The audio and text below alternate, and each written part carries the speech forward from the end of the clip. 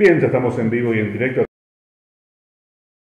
a través de la señal de Infotec y en este caso estamos con el profesor Claudio Gareis, quien, incursionando ahora en política en este caso, y lo podemos encontrar como primer suplente, como candidato a senador nacional, acompañando a Poli Altolaguirre. Claudio, ¿cómo estás? Buen día. ¿Qué tal? Buen día, José, y buen día a toda la audiencia de Infotec. Claudio, avanzan los días, en realidad queda poco ya, al menos para las PASO, donde se busca definir a los candidatos, porque ahora todavía son precandidatos. ¿Cómo venís observando hasta ahora toda esta campaña? Bueno, evidentemente hay en la sociedad, en los vecinos de acá, hay mucho enojo, hay hastío, y algunos desinterés, pero es producto de lo que ha hecho la política hasta ahora, que no le ha encontrado la solución a los grandes problemas que tenemos. Y si hay alguien que por ahí, viste, se dice que los políticos trabajan poco, puede ser, pero en realidad tienen una enorme cantidad de trabajo. El trabajo de los políticos es dar respuesta a través de las políticas públicas a los problemas sociales que tenemos. Problemas nos sobran en Argentina, desde lo económico, educativo, trabajo, seguridad. Así que ya entrando en la última semana, que va a ser la más intensa, acelerando todo lo posible y dedicando la mayor cantidad de tiempo y energía para transmitir las propuestas de la línea a la cual pertenezco. Claudio, uno de los temas que, uno hablando con la gente va escuchando, va sondeando, vos hablabas recién de una palabra muy interesante, hastío. Hay un cansancio, la gente te dice, son siempre los mismos. No vayamos muy lejos aquí en nuestra provincia, si uno mira las listas, al menos los apellidos, cuando no son los nombres, los apellidos son históricos dentro de la política. Es como que siempre las mismas familias están allí girando, reacomodándose de alguna manera, pero siempre son los mismos. En eso la gente por ahí tiene razón. Y en este caso, tu nombre marca una diferencia en este sentido.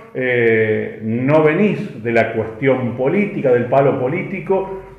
¿Por qué meterte en esta cuestión? ¿Por qué arrancar en la política? Bueno, a mí los problemas de orden nacional siempre me interesaron desde hace mucho tiempo. Y entonces cuando había un armado dentro del radicalismo que le quería dar territorialidad a los candidatos y me propusieron, después de hacer unas consultas, no lo dudé, hay una discusión, una batalla cultural. La próxima elección, la de noviembre, es vital para la Argentina, para ver si vamos hacia estado de características feudales como Formosa, en donde nunca hay cambio, en donde el voto cautivo siempre le gana al voto castigo y pueden hacer lo que quieran y nunca va a cambiar, o vamos hacia una situación en que lo que deseamos, al menos nuestro espacio, que tenga características de república, ¿no? De que todos somos iguales ante la ley, de que hay alternancia, de que el sector privado tiene importancia, tanto como el sector estatal, que no haya una sobredimensión de lo estatal y toda la gente trabaja en el Estado y los pocos que trabajan en el sector privado terminan siendo castigados impositivamente y no le permiten desarrollarse, generar oportunidades, crear empleo, generar riqueza en definitiva, para que después el Estado pueda cobrar impuestos y atender a sus políticas. Así que en ese sentido es una batalla, pero estamos en un momento clave y yo, un compromiso personal con mi familia, quería participar de esta.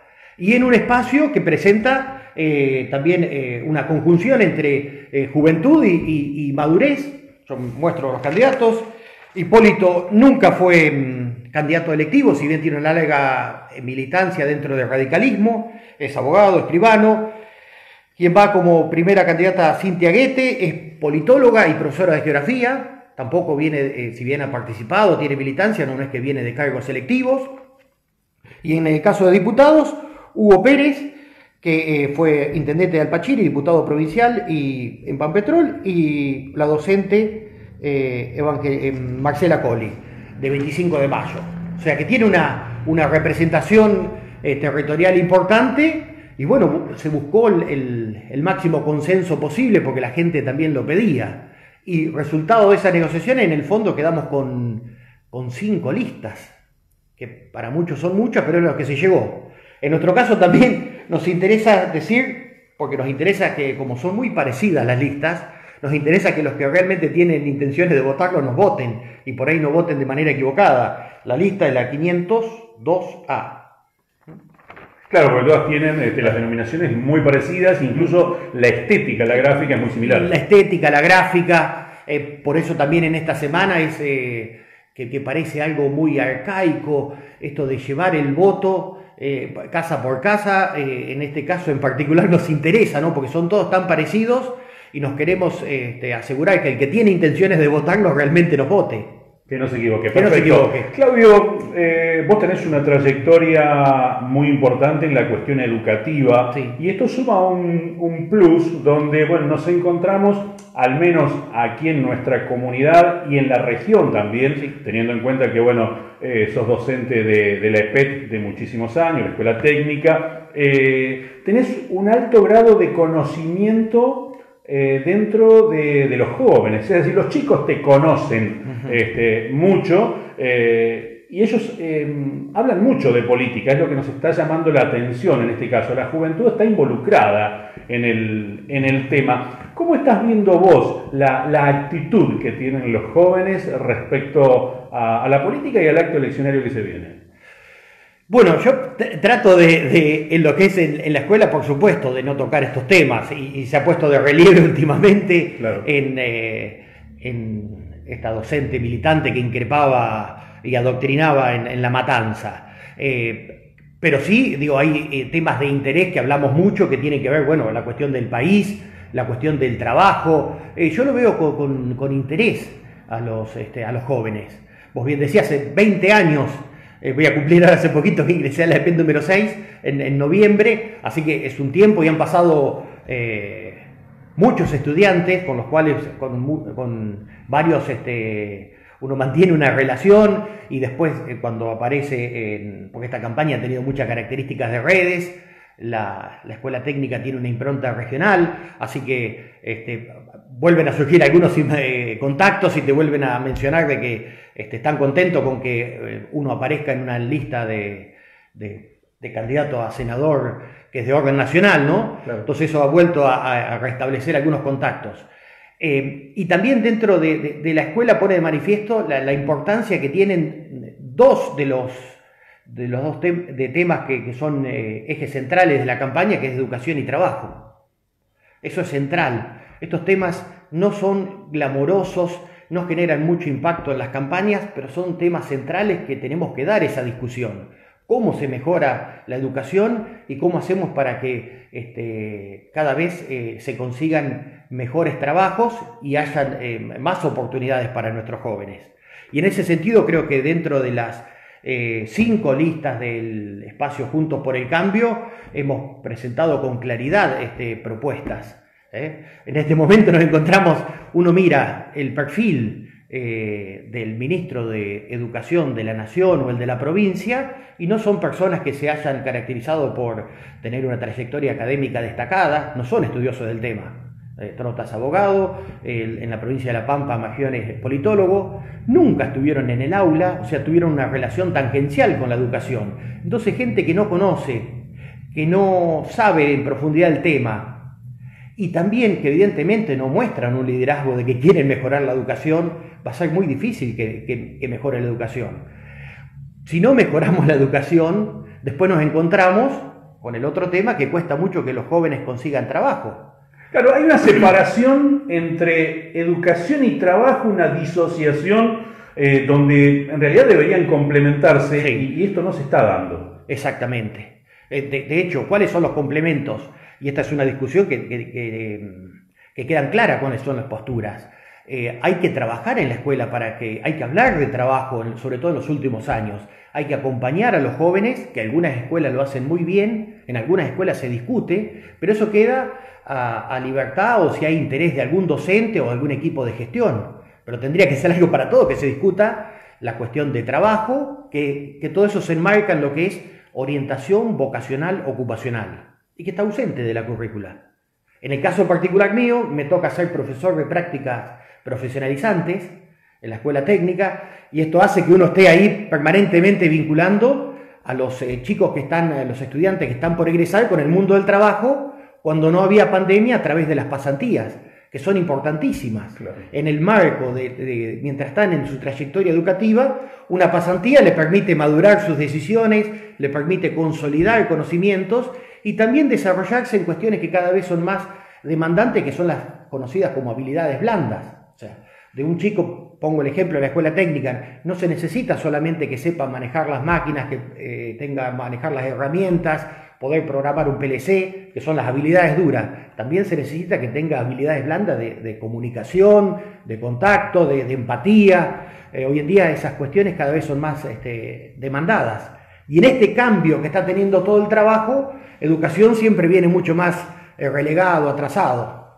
Claudio, en los últimos tiempos se ha instalado a través de los medios, sobre todo los medios nacionales, ¿no?, que tienen gran relevancia a la hora de imponer una temática, la cuestión de los jóvenes que sostienen que no tienen futuro en Argentina, que quieren irse del país. Y lamentablemente se da en el grupo o en el target de los jóvenes más preparados.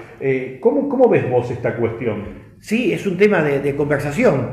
De hecho, cuando nos tocó los meses de restricciones más duras, que teníamos virtualidad, generé un ciclo de entrevistas con compañeros míos, estamos en una escuela que son técnicos en equipos de instalación electromecánica, con distintos profesionales, muchos de los cuales ingenieros electromecánica que trabajan en cooperativas eléctricas, desarrollan satélites, y que lo que me pedían, y en breve la tendremos, un compañero mío que se fue a trabajar a Canadá, decía, bueno, queremos escuchar a alguien que se fue del país, como un pedido, y eso lo vamos a hacer, para que sepan de primera mano lo que es, porque hay una cuestión también, a veces se idealiza esa situación.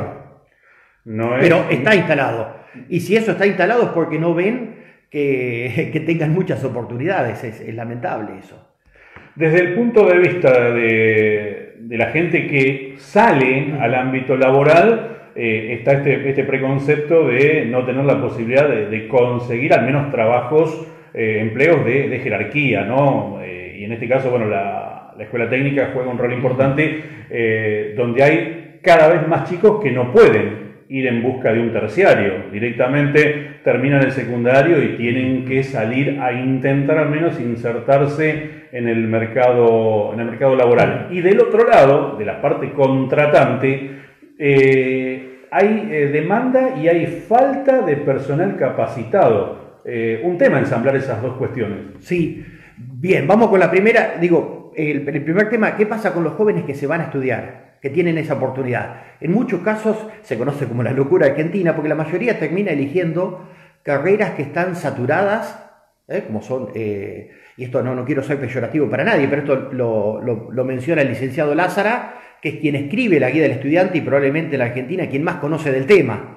Dice, la locura argentina es que terminan eligiendo carreras que están saturadas o que hay un montón de profesionales, abogados, contadores, y las carreras que son muy demandadas y que tienen futuro, que son las tecnológicas, las ingenierías, las de software, son muchos menos los que van ahí.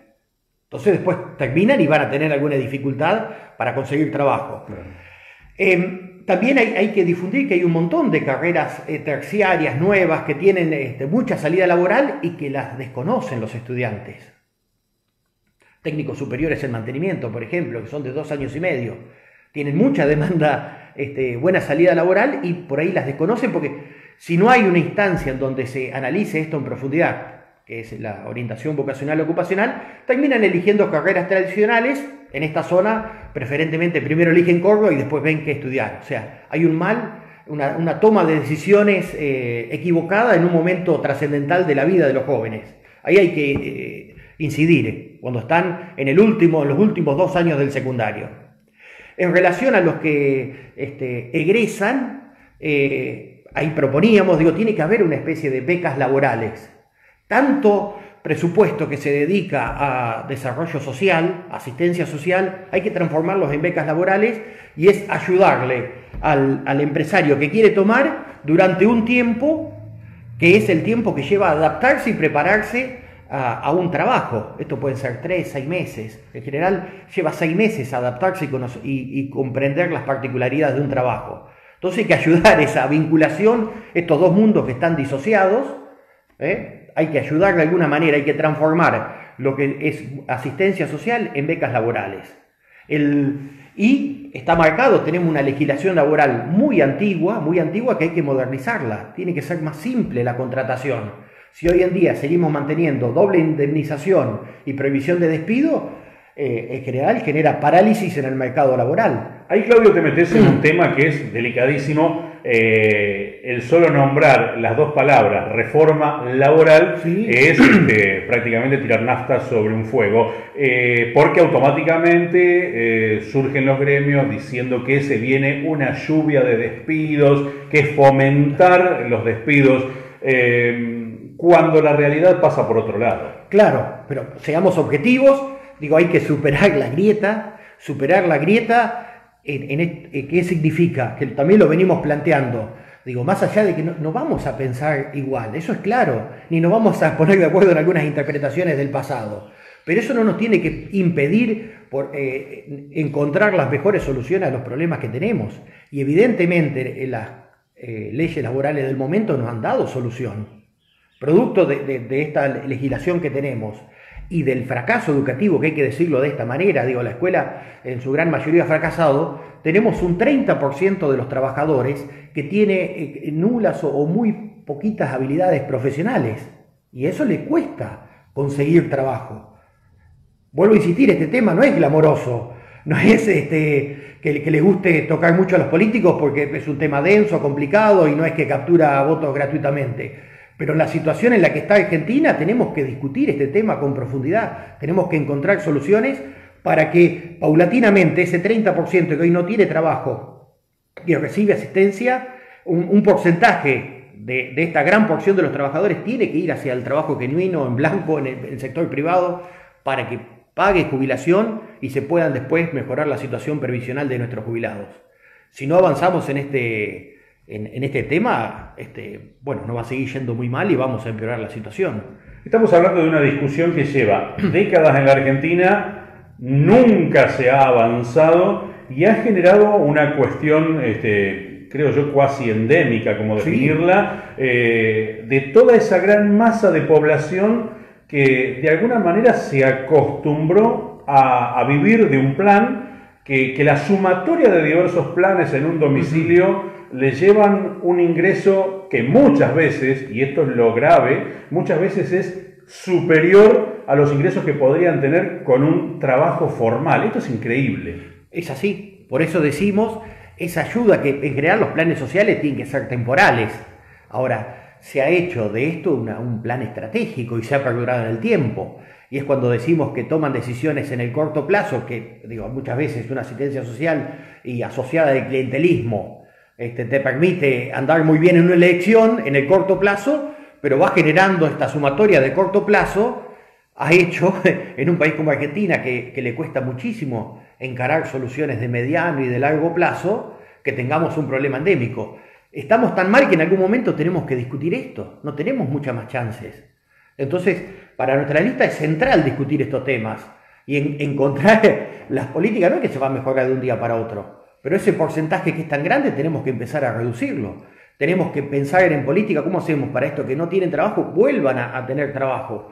¿Cómo hacemos para aquellos que no tienen? Porque no es solamente cuando hablamos de trabajo una cuestión de que no tiene conocimientos. También es cuando decimos recuperar la cultura del trabajo, esa que trajeron nuestros abuelos inmigrantes en algunos casos, esto del espíritu de superación, de las ganas de progresar, de valerse por uno mismo. Si no recuperamos eso, no tenemos solución como país, vamos hacia la desintegración. Clarísimo. Algunos empresarios manifiestan que a la hora de ir a intentar contratar mano de obra se encuentran con la traba, digamos, que impone el futuro empleado, que no quiere estar en blanco para no perder esos beneficios. Desde allí también juega en contra. Por supuesto. Bueno, este conjunto de cuestiones que no es que uno tiene hay que discutirlo y hay que encontrar mejores soluciones, reuniendo empresarios, trabajadores y el Estado como mediador. Hay que hacer un puente. Este universo de planes sociales, unido a una masa de empleados del Estado, de empleados oficiales muy grande en distintas provincias, en la nación. Bueno, nuestra provincia es un claro ejemplo de esto. ¿Lo asocian ustedes a una suerte de voto cautivo de alguna manera? Y claramente. Digamos, la provincia, ¿por qué ponemos como ejemplo Formosa, Santa Cruz, si se quiere? Cuando la mayoría depende del Estado a través de un plano del trabajo, su voto no es libre. Estamos hablando del clave ejemplo de clientelismo. Por eso también es tan difícil cambiar cuando los números, y esto a veces no es tan ideológico, es matemático, no tenemos 8 o 9 millones de personas que tienen que trabajar y generar la riqueza para que después haya más de 20 que reciben una asignación, un cheque del Estado. Eso es matemático. Bueno, hay que trabajar gradualmente para que esa proporción de trabajadores privados cada vez sea más. En Argentina es menos del 18% de todos los trabajadores, menos del 20% los que trabajan en el sector privado, que son los que generan la riqueza para que después se pueda distribuir. Comparación, Chile está en el orden del 40%, Estados Unidos en el 50%. Son sistemas más equilibrados. Claudio, te vuelvo a la cuestión por ahí más actual, coyuntural, y voy a referenciar dos políticas de dos líneas totalmente distintas para que se entienda. Por un lado, Victoria Tolosa Paz, con sus declaraciones muy extrañas, ¿no? Hablando de cuestiones que rayan con la sexualidad. Y por el otro lado, María Eugenia Vidal, hablando de temas que tienen que ver con adicciones y demás. En ambos casos, bueno, muy cuestionadas. ¿Por qué o qué interpretación hacen ustedes de estos políticos que son referentes a nivel nacional, que van por esos caminos en este momento? Yo la verdad que no las he escuchado, sí me han llegado los memes, ¿no? Así que, pero claramente creo que tienen que ver con buscar de generar declaraciones rimbombantes cuando hay tanto desconocimiento que le ayuden a posicionarse. Una forma de imponerse. Una forma de imponerse, pero me parece que también es tomar los jóvenes no son tan ingenuos como pretenden ahí, ¿eh? A veces mucho más profundo. Se lo subestima. Claramente, se lo subestima. En el caso de Tolosa Paz no sé qué quiere decir que la sexualidad le pertenece solamente al peronismo, el goce sexual. No sé cuál es el motivo de esa expresión, sobre todo cuando también tienen antecedentes como Alperovich. Así que es raro, porque ¿qué quiso lograr con esa declaración? Por un lado le puede lograr posicionamiento, que la conozcan, porque eso sí ha surtido efecto, pero también es como un boomerang. Indudablemente. Bueno, Claudio, creo que hemos tocado varios temas interesantes. Nos atraía por ahí el tema de hablar de la cuestión de los jóvenes desde lo local, ¿no? Porque, bueno, vemos que hablan del tema, porque por ahí mucho se decía que los jóvenes no se involucraban, no participaban, y indudablemente la realidad está marcando otra cosa. Claro, no, para nada. Además los jóvenes quieren trabajar. Hay intenciones de mejorar, ¿no? Tienen proyectos en sus vidas. Así que lo que hay que hacer es acompañarlos, brindarles información, que la escuela funcione como tiene que funcionar. Eso es importantísimo, porque a muchos jóvenes los sostiene la escuela. Esta pandemia nos ha mostrado eso. La estructura, sus compañeros, cuando lamentablemente no tienen muchos jóvenes la familia que los acompañe, los apoye. Entonces, esta pandemia nos ha mostrado que la escuela funcione, los sostiene para que terminen la secundaria y que tengan un proyecto de vida, ¿no? Hemos hablado con directivos donde sostenían hasta hace algún tiempo que la pandemia no había afectado a la cuestión educativa, y por contrapartida uno habla con chicos que se han desvinculado totalmente de la cuestión educativa, se han quedado caídos en el camino. ¿Qué interpretación hacen ustedes? ¿Cómo observan de qué manera la pandemia afectó a la educación? No, aumentó los números, digamos, no hubo repitencia el año pasado, claramente, porque esto de que están en proceso, pero tenemos muchos chicos que adeudan en proceso, que es como que adeudan espacios del año anterior, en esto que llaman, son 2 años la modalidad ciclada esta que han inventado. Y con el cambio de notas que han hecho, la gente no percibe. Quiero decir un dato para que se entienda. Por algo suspendieron las pruebas a aprender. O sea, no hay medición de qué impacto tiene. Pero claramente hay muchos casos, uno no puede generalizar, pero hay muchos casos de alumnos que venían muy bien con su trayectoria educativa y que se han caído. A esto me refiero, la escuela, los compañeros, los docentes los sostenían.